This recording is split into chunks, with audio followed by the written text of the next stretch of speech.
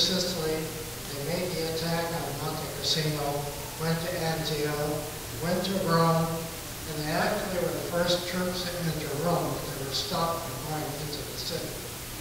Now, the 442nd began training in March of 1943 at Camp Cheltenham and didn't finish until May 1944. So we didn't get overseas until June of 1944. Then we joined the 100th Battalion, and that became the 442nd Regimental Combat Team, but the 1st Battalion, the 100th, and the 2nd and 3rd. So we began north of Rome. Then we went up, and this is June, July, August, and then from just below the Gothic Line area of northern Italy, we were attached to the 36th Division, and we invaded South France in late August 1944. Then we went up through southern France to the eastern part of France. We were about 50 miles from the German border when we liberated Verrières, which is the main, I guess you would call it the main city that was guarding the railroad line that went from Germany over to the Western Front. So they were very particularly heavily guarding that city because they didn't want to lose the railroad. It took 8 days of battle, October 15 to October 23, and it was raining. And we were in the forest, the Vosges Mountains, and there was so muddy, the jeeps couldn't get there, so we used everybody, the cooks, the band members, everybody had to bring ammunition up to the front line, and then help carry the wounded back up, because you couldn't get any mechanized equipment up there. On October 23, we were finally taken off the front line. We had outnailed, we didn't change the clothes. Everybody was in their original clothing. Many had trench foot, soaking wet foxholes that they had to jump into occasionally.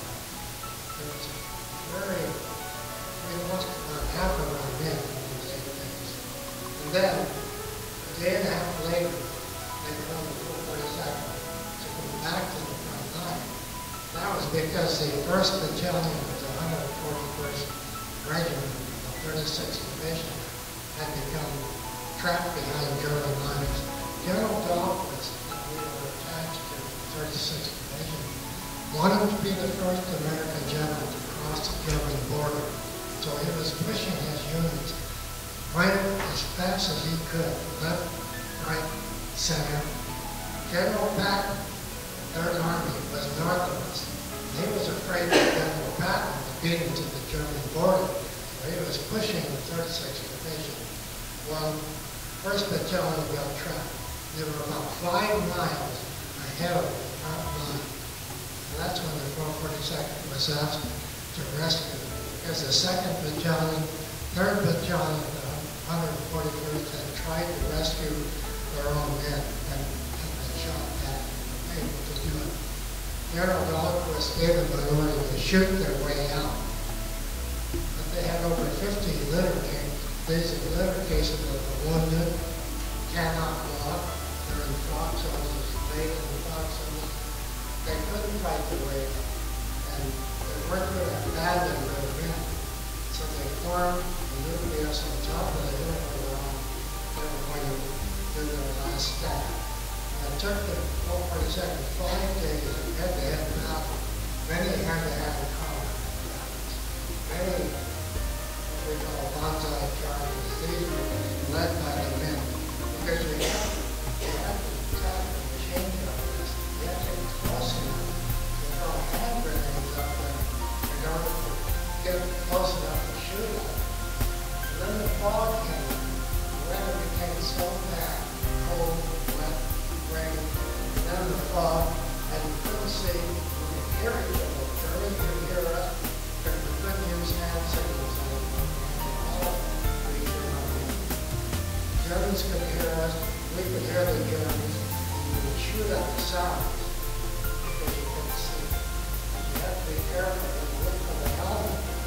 The helmet came down as the German came straight across us to the ground.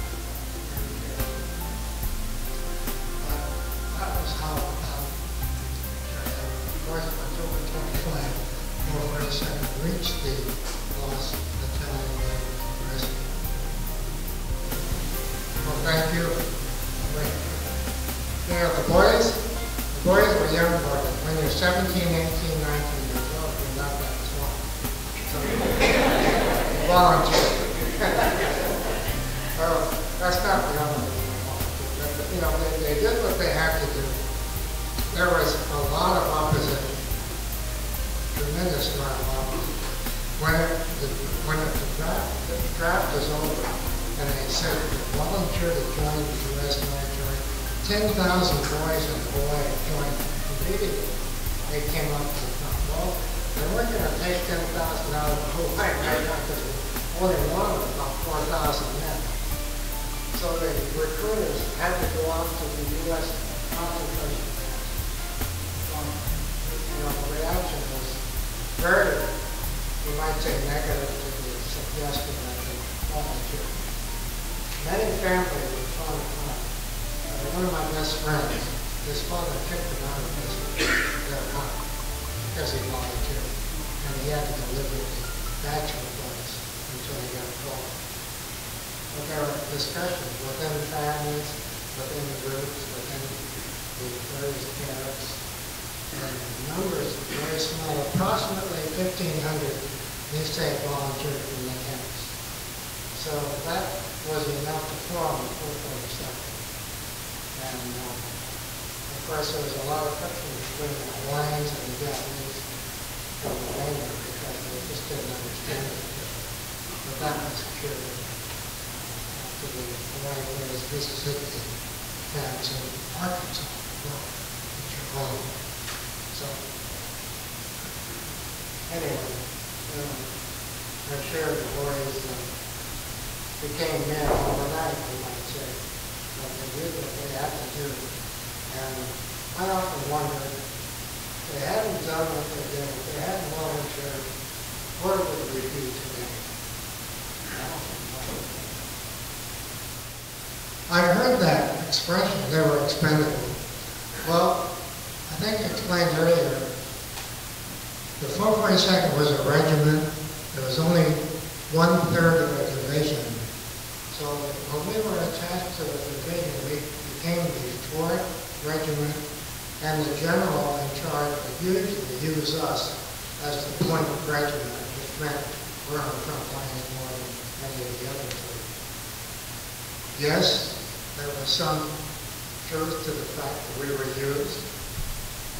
I think it's only natural we use the outside group instead of your own.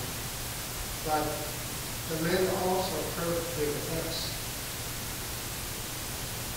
So I think the generals have that in mind. You have to use your best. You don't use the second string. You use the best that you have. And that's what I thought was second. The go for broke model of 447. Well, the Hawaii boys used to gamble a lot. And they loved to shoot craps. And one of the things they would do, each company, after payday, they would go to one of the huts, roll in a blanket, and they would shoot craps. And it was go for broke. You went till you went broke. Many times I went broke. But that became the motto of the 442nd. Go for broke. That's where it came from. I had the opportunity to be Lawson's son-in-law, what he called me father-in-law, a few weeks ago. For over 31 years. And as you know, it was expressed in the film, he and his fellow vets, they would really talk about their experience to their children, to their grandchildren. And so although I knew that he was a 442 veteran that he served